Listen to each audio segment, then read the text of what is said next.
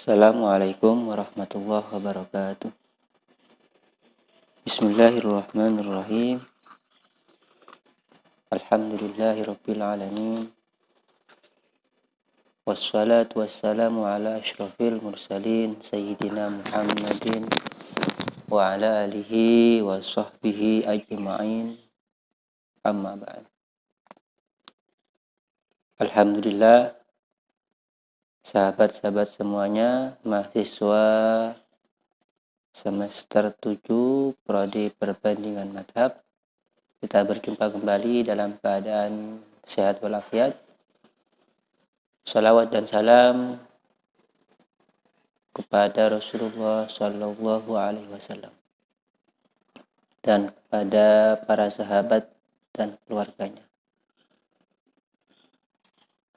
Teman-teman semuanya, kali ini kita berjumpa kembali makul perbandingan madhab ya, pertemuan ketiga. Nah, langsung saja pada tema kali ini, pembahasan yang kita bahas sumber fikih Islam. Kemarin kita sudah membahas pengertian dan ruang lingkup perbandingan madhab ya. Nah, kita sekarang mulai dari fikihnya, fikih Islam, perkembangan fikih dan perkembangan perbandingan madhab. Jadi ada beberapa tema: fikih pada masa Nabi, pada masa sahabat, pada masa tabi'in, pertumbuhan madhab, dan pertumbuhan perbandingan madhab. Tema-tema kita kali ini. Ada beberapa buku yang saya pakai. Pertama ini pengantar studi perbandingan madhab. Kemudian ini dari Lirboyo, Jendela Madhab ya. Ini buku-buku penting kalau ingin mendalami perbandingan madhab, apalagi skripsinya nanti membahas tentang kajian perbandingan madhab. Baiklah, kita awali dengan pembacaan umul kitab. Semoga materi kita kali ini bermanfaat, walaupun sebentar, walaupun secara tematik, dan dapat kita aplikasikan dalam kehidupan sehari-hari, dapat kita ambil hikmah dan manfaatnya. Ala hadiniya wa ala hadih sholih ila hadratin Nabi Mustafa Sayyidina Muhammadin sallallahu alaihi wasallam. Khususan ila Syamsul Arifin wa Hasan Sibogin ke Asas Syamsul Arifin. Al-Fatihah. A'udzu billahi minasyaitonir rajim. Bismillahirrahmanirrahim. Ya kana wa ya bismillah.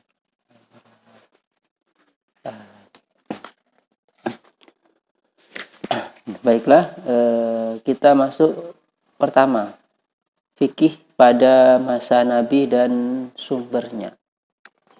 Ada pertanyaan mendasar, apakah fikih itu sudah ada pada masa Nabi? Nah, pertanyaan ini mendasar. Kalau secara praktek, maka fikih sudah ada, karena pada waktu itu sudah banyak hukum-hukum. Kemudian Nabi memutuskan suatu hukum itu ya, secara praktek. Secara teori, fikih belum ada. Mengapa belum ada? Dalam artian belum terbukukan secara sistematis ya. Belum terbukukan secara sistematis fikih tohoroh, fikih ibadah ya, secara teori. Secara praktek sudah ada ya, Nabi berijtihad, para sahabat berkumpul bermusyawarah, Nabi mengutus sahabat apabila banyak sekali hadis ya. Banyak sekali secara praktek. Jadi pada masa Nabi sudah ada. Pada masa Nabi, sumber hukum pemutusan suatu hukum hanya pada Nabi sebagai utusan Allah, sebagai Rasulullah. Jadi segala permasalahan dikembalikan kepada Nabi. Dengan perantara apa? Dengan Al-Quran dan Al-Hadis. Jadi dua. Sumber hukum pada waktu itu dua, Al-Quran dan hadis, di mana semuanya melalui perantara Rasulullah Shallallahu Alaihi Wasallam sebagai sumber pemutus hukum satu-satunya. Jadi sahabat tidak ada, ketika ada permasalahan langsung merujuk ke Rasulullah. Ketika ada suatu permasalahan langsung mendatangi Rasulullah menanyakan hukumnya. Jadi pada masa itu, kalau dalam periodenya disebut periode pertumbuhan. Mengapa disebut pertumbuhan? Baru muncul cikal bakal fikih, ya. Disebut periode pertumbuhan awal. Berlangsung kurang lebih 22 tahun, ya. Karena Nabi diangkat menjadi Rasulullah sampai Rasulullah wafat. Jadi itu. Jadi sumber hukumnya Nabi satu-satunya, sementara sumber dalilnya dua, Al-Quran dan hadis. Al-Quran dan hadis. Jadi kalau di sini dijelaskan dengan demikian, sumber-sumber yang dijadikan sebagai rujukan fikih Islam pada masa Nabi hanya terbatas pada Al-Quran dan As-Sunnah. Dua. Bagaimana pada masa sahabat dan tabi'in? Nah, ini yang mulai berkembang.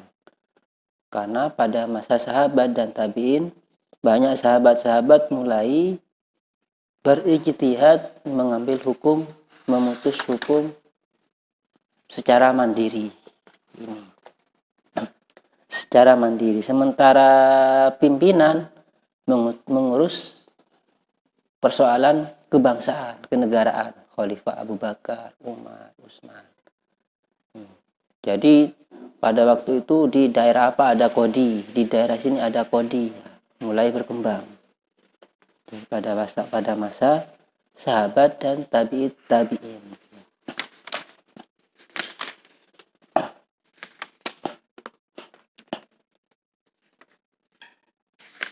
Sehingga disimpulkan sumber hukum pada masa itu terdiri menjadi empat, terbagi menjadi empat, ya. Al-Quran, hadis, ijma para sahabat, ya. Kemudian ar-ra'yu. Ra'yu ini hasil pemikiran dari para sahabat dan tabi'in.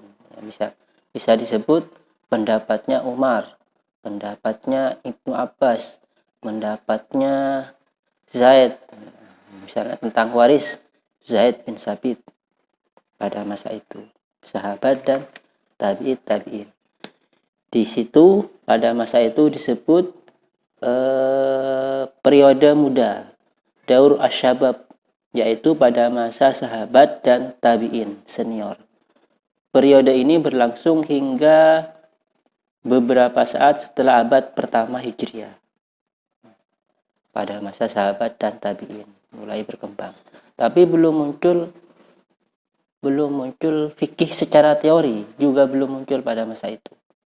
Belum muncul fikih dikodifikasi dengan sistematis, belum. Hanya kalau ada permasalahan, sahabat mengkaji Al-Quran hadisnya, memutuskan hukum. Langsung secara praktek. Pada masa tabi'in dan tabi'in. Nah, itu. Kemudian, ini pada masa sahabat dan tabi'in, ya. Baru muncul periode pematangan dan kesempurnaan. Ini yang awal munculnya fikih secara terkodifikasi, yaitu munculnya imam-imam mujtahid. Nah, itu yang baru muncul. Imam Malik, Imam Hanafi, Imam Syafi'i, Imam Malik, Imam Hambal. Periode pertengahan abad keempat. Ini baru muncul. Jadi sudah muncul buku-bukunya Imam Malik, Imam Syafi'i, Ar-Risalah, ya. Al-Um, ya. Itu baru muncul.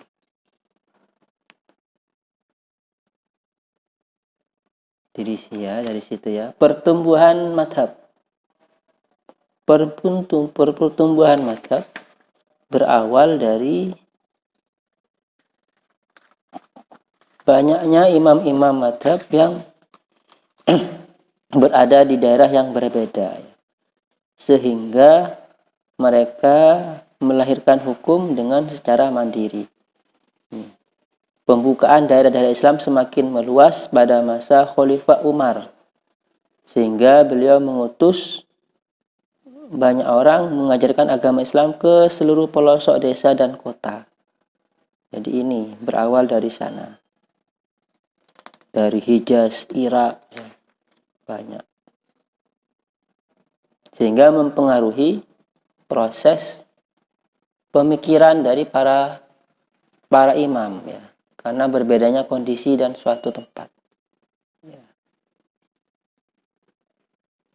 Ini yang menjadi pembukuan madhab, perbedaan madhab, pertumbuhan perbandingan madhab. Ya.